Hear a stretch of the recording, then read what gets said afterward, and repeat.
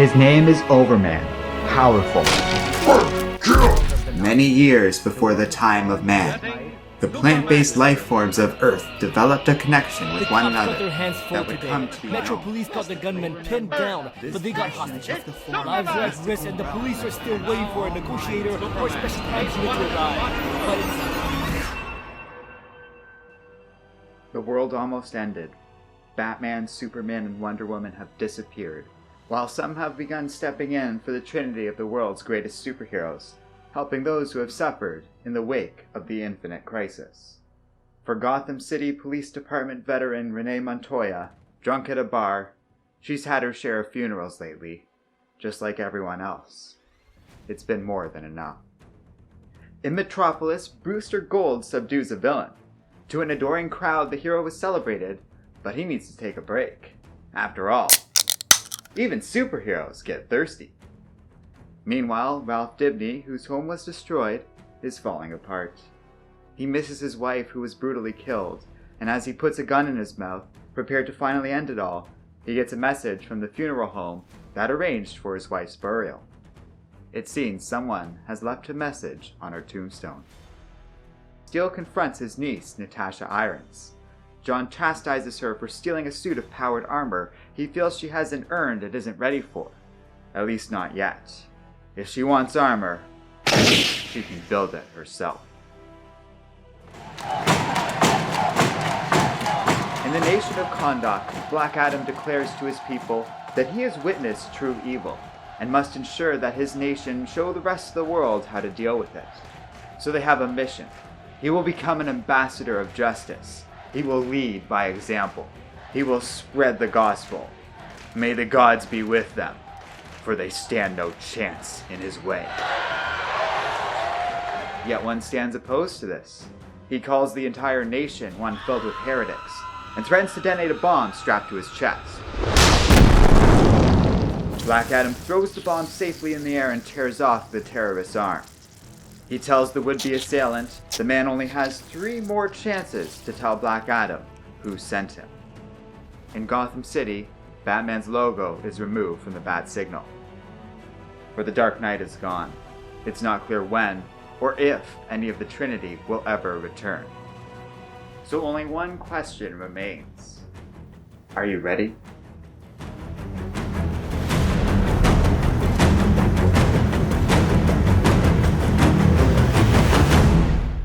There's no story in the history of Marvel or DC quite like 52. We're starting off on this note because this particular video, like Seven Soldiers, has to stray a bit from our classic narrative form. Don't get me wrong, I'm not holding back here and never would, because 52 is one of those core series that was deeply influential in making me love comic books to begin with. Along with titles like League of Extraordinary Gentlemen, Ultimate Spider-Man, and a handful of others, 52 made me a fan of comic books for life. So this story means a lot to me, and I want to do it right.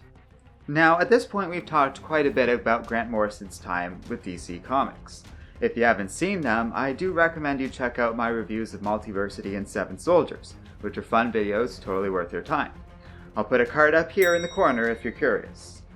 This video of 52 is sort of the third in the Grant Morrison trilogy of deep dives into some of his written work for DC. All of these videos were Patreon requests by Jeremy Renfro, so you can thank him for what has become this sort of long-term giant mini-series. I'm certainly grateful, as they're all very fun to talk about, and I'm happy to have the opportunity to do so. Yet without a doubt, this video is going to be a sort of weird stepchild to the identical twins of Multiversity and Seven Soldiers. Those comics were ones I approached fresh, having not read them before, making videos about them, and kind of fell in love with both during production. 52, well, I've been a fan of this one for years. And the differences run even deeper than that. 52 is no Multiversity or Seven Soldiers. It's not nearly dense or, to be blunt, as smart as either of the stories. And that gets into the core of what 52 is and what it's all about, because this isn't just a Grant Morrison story. 52 is a massive creative collaboration featuring 4 different major writers. With the aforementioned Grant Morrison, we also have Geoff Johns, Greg Rucka, Mark Waid, and Keith Giffen doing an art breakdown for each issue. Now, full stop right there, that's one of the reasons why this comic works so well and gets right into my opening statement of there being no story out there like 52. To date, that's some of the best talent in the industry, and even in the history of DC in general. It's very rare to have any sort of single series out there with this level of talent attached to it, working on it simultaneously. Because we also have to consider all the artists involved with this thing. Joe Bennet, Phil Jimenez, Jurgens, Jamal Ingle, Chris Batista, and many, many other big names all work together on this massive, ambitious project, a weekly comic book publication spanning an entire year. 52 issues of content covering the time span between Infinite Crisis and 1 year later, during which, for a full year in DC's in-universe timeline, Superman, Batman, and Wonder Woman were all out of service.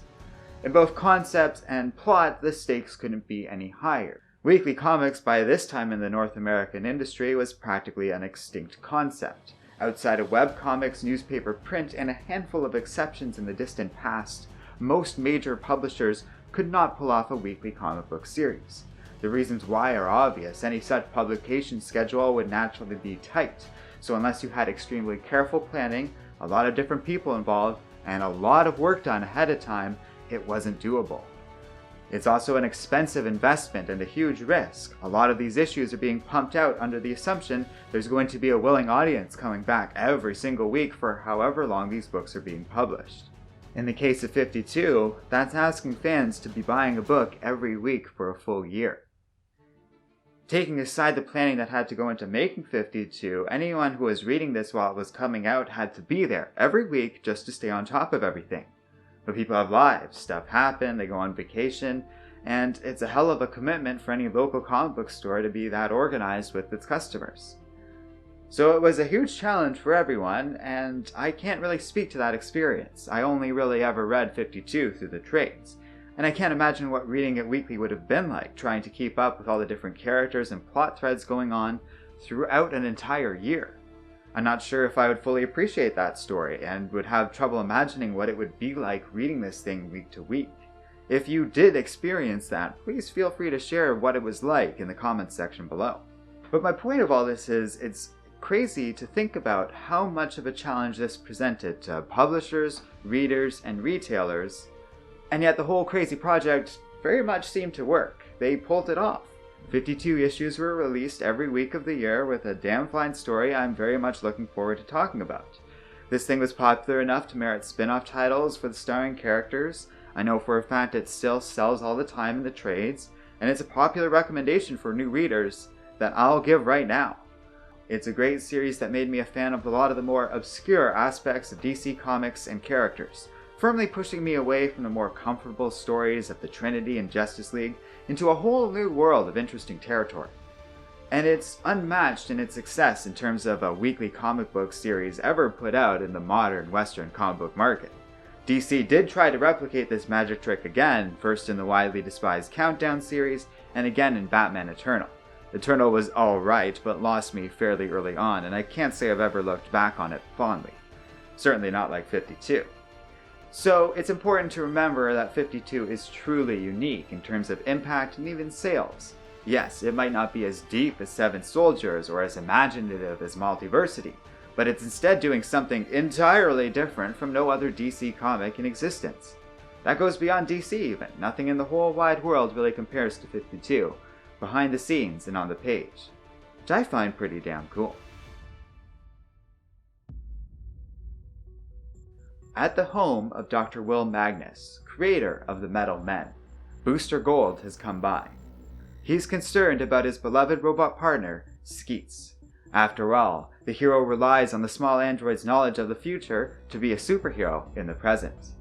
He is concerned there's something wrong with Skeets after it made an error about Batman, Superman, and Wonder Woman having been due to return to action last week. As well as unable to find anything wrong with Skeets, and is no expert on tomorrow tech as he calls it, Skeets itself insists it must have been just some sort of glitch, because if it wasn't, then that means somebody is messing around with the fabric of time itself. Dr. Magnus bids the two their leave, as he has to go meet with a prisoner named Dr. T.O. Morrison. Magnus is late, and he's the only person who ever visits the man, so he feels obliged not to miss the appointment. Booster Gold goes off to rescue a jet destined to crash, only for Skeets to once again give him the wrong coordinates.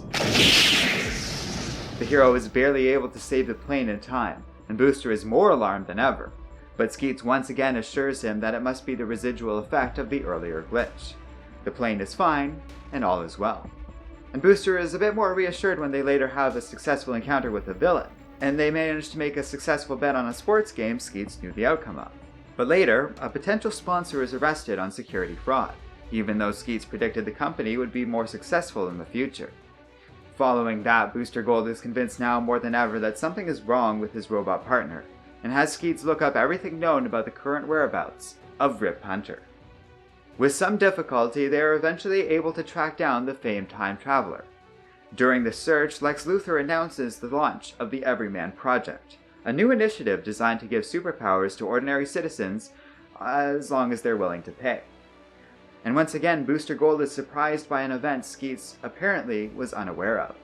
During all of this, Booster is still careful to continue building his public image, even going so far as to staging an encounter with a villain who he secretly paid off.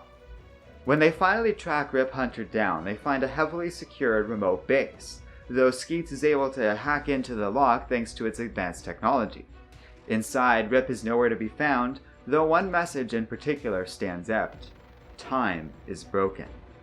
Looking over Rip's notes, which denote someone who's clearly mentally disturbed, he sees that the man has found one person to blame for all of this, none other than Booster Gold. Perplexed, but with no further leads, Booster returns to Metropolis, where he is visited by Ralph Dibney, the elongated man. Dibney is investigating a cult that has begun to worship Superboy since the young man's recent death, but Booster hardly pays the man any attention. Ralph, still mourning the death of his wife, grows frustrated with Booster. He resents the time travel for never warning him about the death of his wife, or Jean Loring, and Ralph accuses Booster of only caring about product placement and himself. Booster scoffs at the elongated man, not viewing him as having any value since he hasn't been active in months, and declares himself Metropolis' new Superman, now that the Man of Steel has gone missing. Suddenly, they hear some mob unrest outside of the LexCorp building this evening. Ralph suggests Booster go and prove he's a real hero. Gold once again saves the day, but in the aftermath, he is accused, on camera, by the villain he paid off, that the earlier stunt was completely fake. Ralph Dibney arrives on the scene and says in front of the press he has every reason to believe Booster is capable of such fraud. In the weeks that followed this disastrous PR moment, Booster's reputation is left in ruins, while a new superhero emerges in Metropolis called Supernova, and rapidly gains the admiration of the city. As his sponsors vanish, Booster is forced to downgrade his apartment, while Skeets admits that the timeline seems to be diverging more and more from what was once recorded history. Though Skeets wants to investigate this, Booster Gold is mostly concerned about learning more about this supernova, and wants to find a way to ensure that Booster is the one that becomes Superman's successor, rather than this new hero. Weeks later, Booster learns of a nuclear submarine that has been transported to Midtown Metropolis by a mythical being. Though eager to prove himself to the public, but overwhelmed by this monster, he's only saved at last minute by Supernova. It's at that point Michael lashes out, attacking the other hero out of frustration, only for Skeets to interrupt the fight with a dire warning. The battle against the monster that brought the submarine here has compromised the integrity of the vessel, and is in danger of exploding. Booster insists he can handle this one on his own. He creates a barrier around the submarine and lifts it up in the air. Happily, Booster declares that he's finally back. As he falls out of the sky, Supernova is able to catch what's left of him. Booster Gold first appeared in his own solo series in February 1986. He was created by legendary comic book artist and writer Dan Jurgens, and was the first major character introduced in the fallout of the Crisis of Infinite Earths. It was a big time in DC comic book history, after essentially uprooting their own canon and firmly shifting the direction of that canon towards the modern age. It wasn't clear what the direction of comics would be going out of the 80s. There was a lot of options out on the table, and the answer wouldn't really come until a year after the premiere of Booster Gold's character, when Booster was depicted joining the Justice League on the pages of the now famous series Justice League International, written by none other than Giffen himself. Booster Gold thus feels like an important choice in which characters 52 chooses to feature. He very much served a similar purpose in the early days immediately following the Crisis of Infinite Earths, so it feels appropriate that he too would usher in the new age that would at least allegedly have followed the Infinite Crisis. It's obviously not a coincidence either that Dan Jurgens and Keith Giffen, the main creative force behind this character as he originated, were both involved in 52. Giffen is credited as doing the art breakdowns, but his creative influence does seem to be felt here and there in the story too. He made for a really interesting partner with Grant Morrison in particular, and it should be noted that's part of the fun of 52, is tracing all the creative effort of all these amazing people involved and figuring out who did what. But 52 is far from perfect either. Booster dies about halfway through, and as we'll discuss later, is also the source of one of the biggest complaints lobbed at the 52. A fairly legitimate complaint at that. That's something we're actually going to discuss in a whole other section of the video, so I want to focus right now more on the character's death. See, this series does a great job with Booster's character overall. It does a good job with all its characters, in fact, but Booster really stands out. What I love about him, and I'm not sure if this is Morrison, Giffen, or somebody like Rucka, but whoever, somebody really nailed how selfish and vain this guy could be. 52 does such a great job at setting this all up with spelling it out to the reader. He's just moving from one accident to the next, not really caring about the people he's saving, the truth behind what's going on, or anything else other than his own image. And you just keep waiting for that shoe to drop. Issue after issue, he indulges in all this selfish behavior, and eventually, the well-deserved comeuppance finally rears its ugly head. At first, it does it really well just by letting Supernova rise in popularity and letting everything go wrong in Booster's life. But then it all goes horribly wrong. If you know superhero comics even a little bit, you probably know that Booster Gold's death isn't real. It's a fake-out, like 100 different comic book deaths that have come before or since. And that's a little disappointing for a series that otherwise is very strong. It gets into the issue that this form of narration has no intention of ever truly ending. It's a challenge nobody has figured out yet, how to write this stuff with a feeling of consequence without crossing into the minefield of tropes and cliches writers have brewed up over the years to get around this wall of non-permanent character deaths. I, like every comic book fan, have a lot of opinions on this, but I don't really think I have any firm solution. I think part of the problem is deaths in these stories are usually a cheap stunt. It kind of is in 52. No matter how you twist things, that's all this Booster Gold death really was, a way to up the stakes and shock people a little bit, in a way I don't think was earned. The fact that Booster Gold is a time traveler should really be the only clue you need to point you in the right direction if you haven't read 52 and are letting me spoil things as we go along through the story.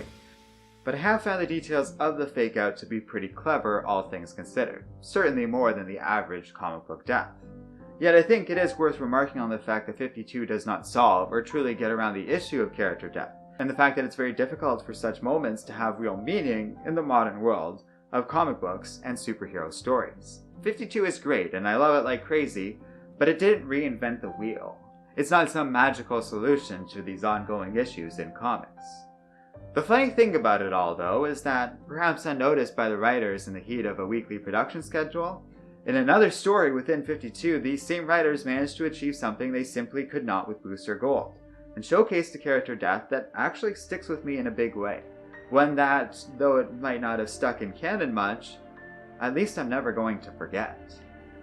But we're going to leave that for next time. This is a very long story, and at the very least I want to kind of do the production in 3 distinct thirds. So this is part 1, and we'll see you guys for part 2 when we start to talk a little bit about the question.